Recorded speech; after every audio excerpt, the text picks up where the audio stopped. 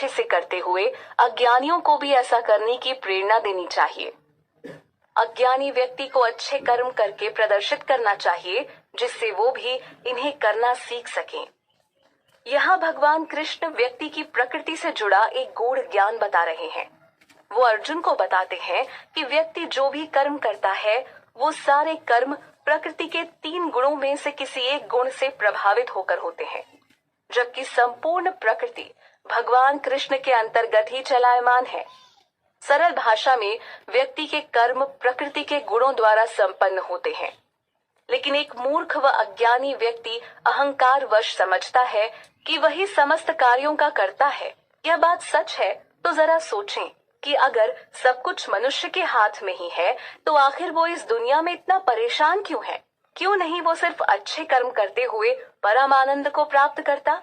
लेकिन सच्चाई तो यह है कि व्यक्ति के सारे कर्म प्रकृति के अधीन हैं। इस बंधन से मुक्ति का सिर्फ एक मार्ग है, वो है आत्म साक्षात्कार।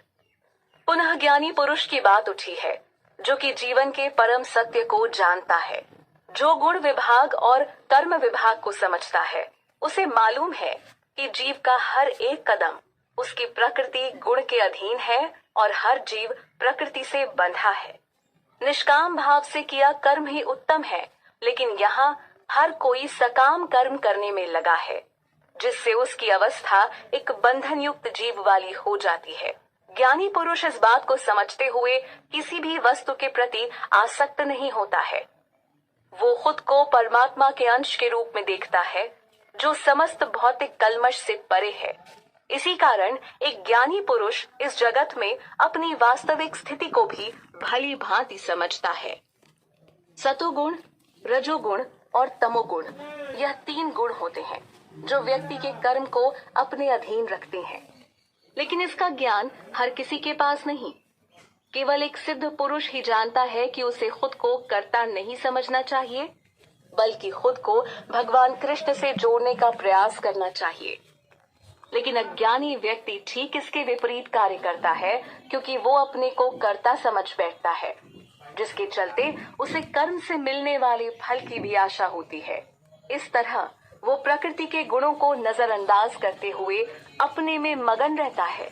वो अच्छा वक्त आने पर बहुत खुश हो जाता है, तो बुरा वक्त आने पर दुखी। वो जीवन के इस उतार चढ़ाव में सामंजस्य नहीं बना पाता और पल पल प्रकृति के नियम व गुणों के हाथों पटखनी खाता रहता है। ऐसे लोग कभी सच्चे सुख का अनुभव नहीं कर पाते, क्योंकि उनकी बुद्धि भौतिक धरातल तक ही सीमित होती है। इस श्लोक में भगवान कृष्ण सलाह दे रहे हैं कि एक ज्ञानी पुरुष को कभी भी ऐसे अज्ञानी व्यक्ति के मन को विचलित नहीं करना चाहिए। ऐसा करना खुद का समय ही बर्बाद करना होता है। अगर उसे रास्ता बदलकर परमात्मा की ओर चलने को कहा जाए तो उसकी बुद्धि विचलित हो सकती है। इसलिए बेहतर है कि ज्ञानी व्यक्ति अपने चित्त को हमेशा भगवान कृष्ण में ही लगाए रखे। भगवान कृष्ण अर्जुन का विश्वास बढ़ाने हेतु उन्हें कहते हैं कि तुम अपने आप को पूर्ण रूप से आत्मज्ञान में स्थापित कर लो और निश्चित होकर युद्ध करो।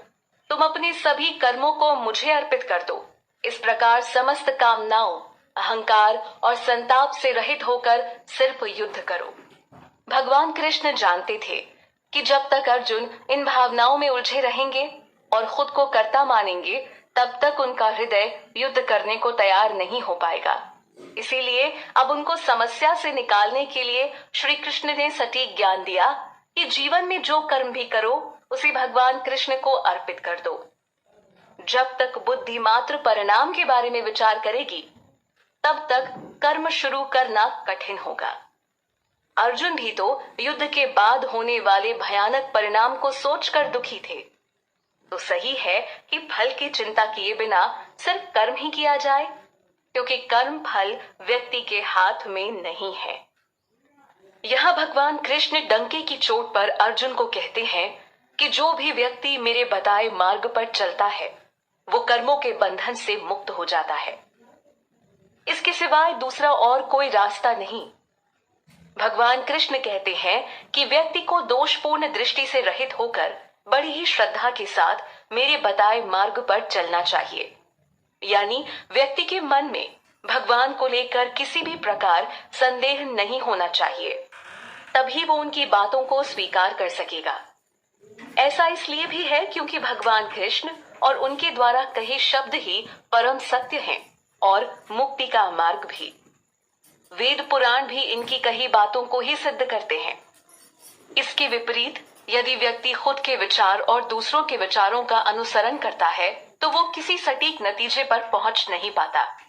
अपनी बुद्धि और विचारों से वो मात्र भटकाव का शिकार ही बनता है।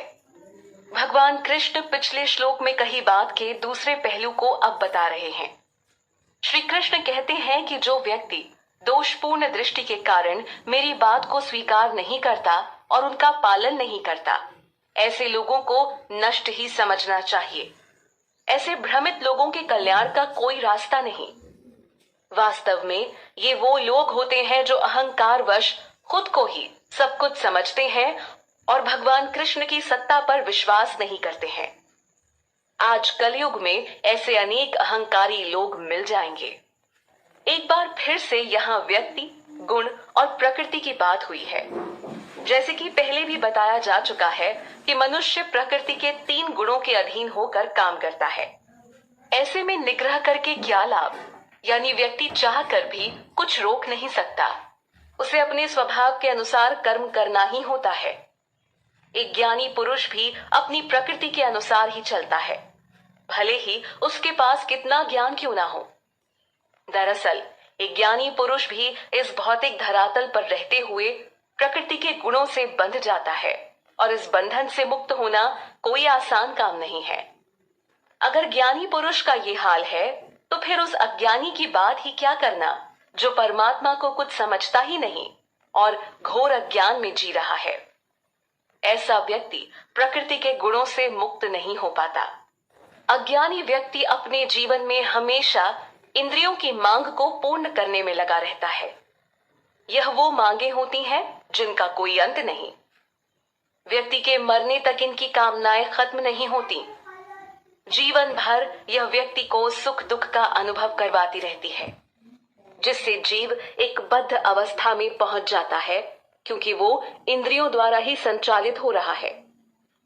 व्यक्ति इन्हें पूर्ण करने के प्रयास में जीवन भर अच्छे बुरे खट्टे मीठे अनुभवों को जीता है।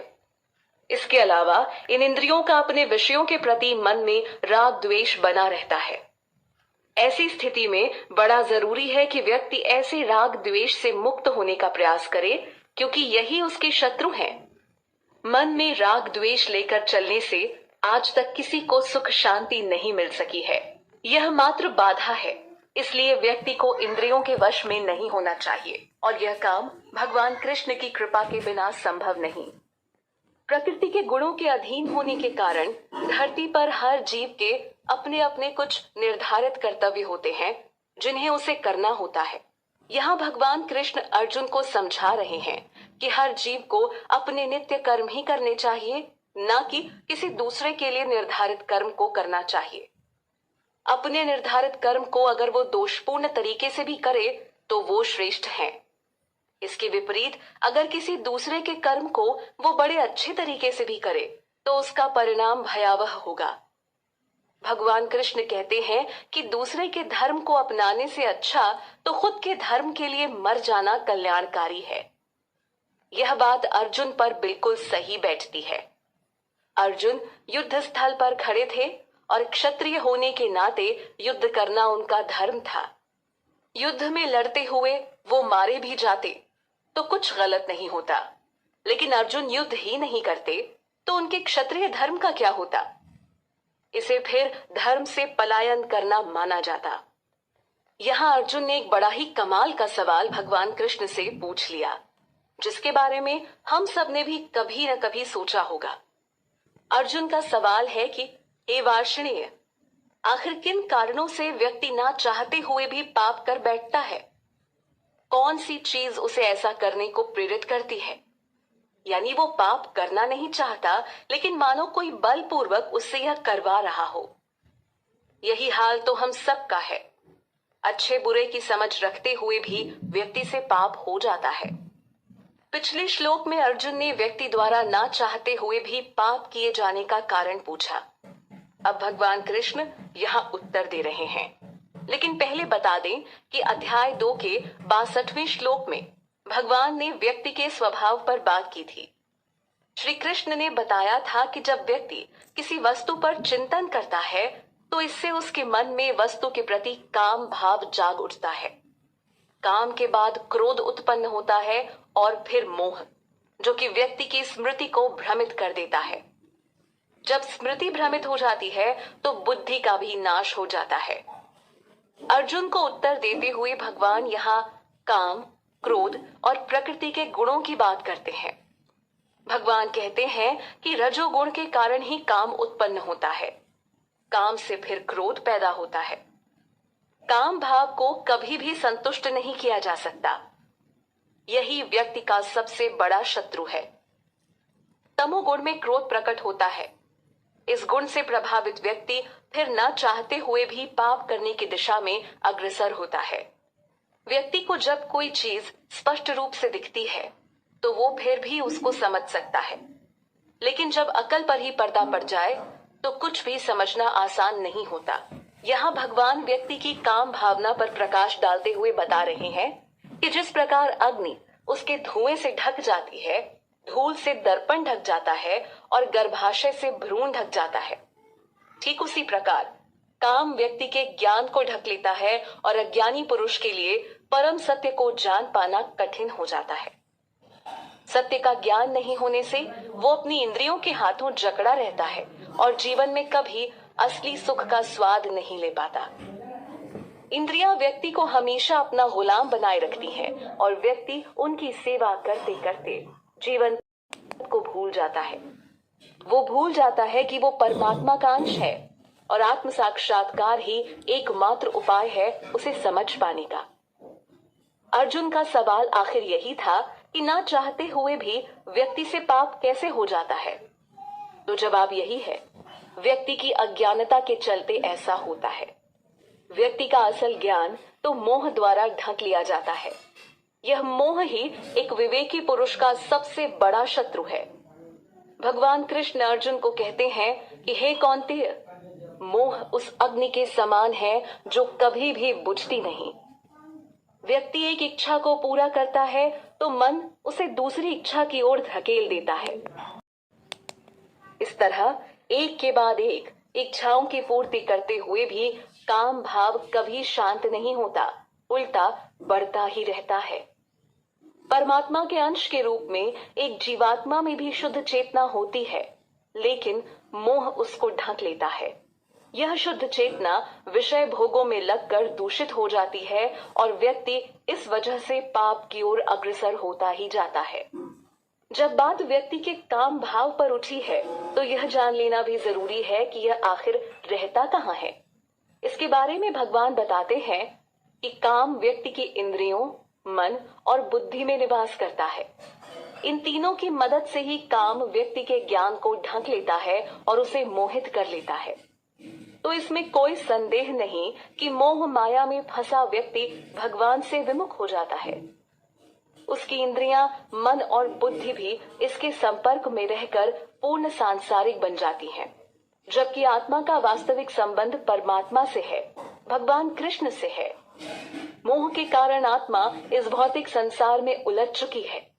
जिसे इस बात का ज्ञान हो गया, फिर वो मुक्ति मार्ग पर चल पड़ता है। मोह को नष्ट करने के लिए सबसे पहले इंद्रियों पर धावा बोलना चाहिए।